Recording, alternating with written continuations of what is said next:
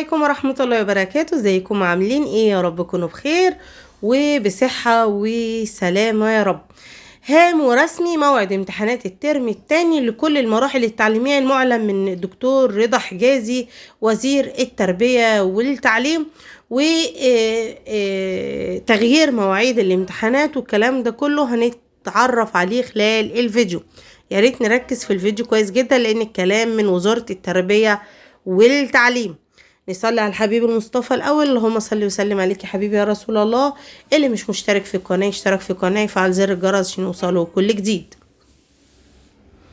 موعد امتحانات الترم التاني اديني اهو، مش بمنتج علشان جايبه لكم الخبر من مصدره زي الباقي الفيديوهات، يعني انا مش بمنتج وده يضرني، ولكن بجيب لكم الخبر بقراه معاكم عشان تتاكدوا بنفسكم ان هو مش من عندي. طيب، موعد امتحانات الترم الثاني لكل المراحل التعليمية المعلن من الدكتور رضا حجازي اللي هنعرضه مع حضراتكم، وبتجرى الآن عمليات البحث في الوقت الحالي من قبل طلاب جميع المراحل التعليمية حول هذا الموعد، وإن على أن يتم تطبيقه على مستوى جميع الإدارات التعليمية أثناء سير عقد الاختبارات نهاية العام الدراسي في البلاد.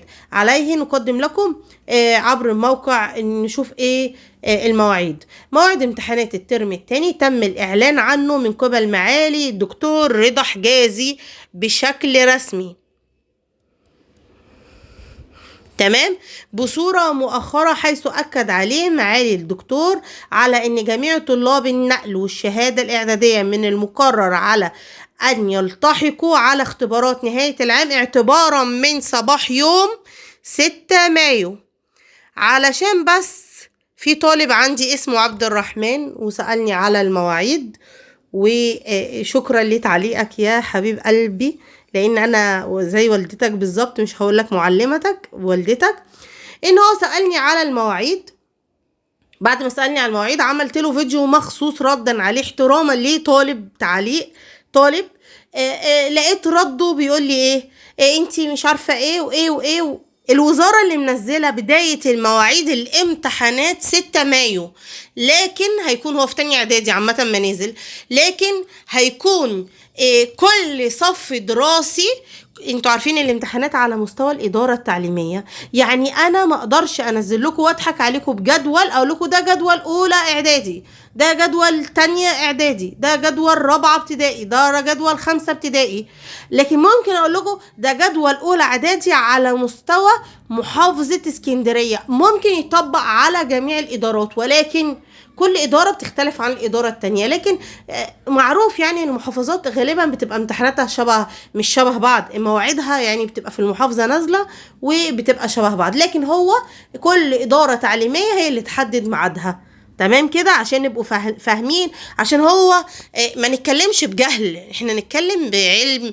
ان الوزير قال لي الامتحانات هتبتدي من يوم 6 لسنوات النقل، عندك سنوات النقل من رابعة ابتدائي لغاية تانية ثانوي، كلكم تحت مسمى سنوات النقل باستثناء تالتة اعدادي. فكل مرحلة ليها ميعاد، كل مرحلة ليها ميعاد على حسب، وكل محافظة بتختلف عن المحافظة التانية. قبل ما نتكلم نفهم احنا بنقول ايه. انا مش لسه جديدة، انا بفضل الله بقالي سنين اعوام كتيرة جدا في المجال ده، تمام كده. طيب، انا حبيت بس اوضح الكلام ده.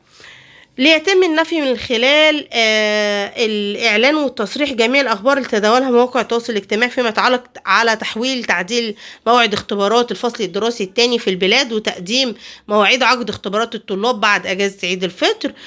الوزارة قالت الكلام ده كله ليس له أي أساس من الصحة. الجدول الموعد هيكون من 6 مايو الامتحانات هتبتدي، ولكن مفيش ان هو هيبقى قبل 6 مايو، لان دلوقتي منتشر على الفيسبوك ان الامتحانات تم تقديمها وبقت قبل ميعاد 6 مايو، تمام كده، لان ده بيشتت الطلبة والكلام ده كله، تمام. طيب، هتعقد امتحانات اختبارات الشهادة الإعدادية من اليوم 6 من مايو القادم. بصوا، عموما خطة وزارة التربية والتعليم احنا يعني الامتحانات بادئة بدري عن السنين اللي فاتت عشان ناخد السنة، ندخل السنة الجديدة اللي هي 2023 2024 تكون من بدري، تاخدوا حقكم في الدراسة، ما يبقاش فيه تسرع في الموعد، تاخدوا اجازتكم كاملة وكل حاجة وتاخدوا تاخدوا مناهجكم كامله. دي الفكره، ان موعد الامتحانات اتقدم عن السنين اللي فاتت، لكن من الموعد اللي الوزير نزله ما حصلش تقديم عنه. تمام كده، يا ربنا يوفقكم ويكرمكم. السلام عليكم ورحمه الله وبركاته. اوعوا تنسوا اللايك.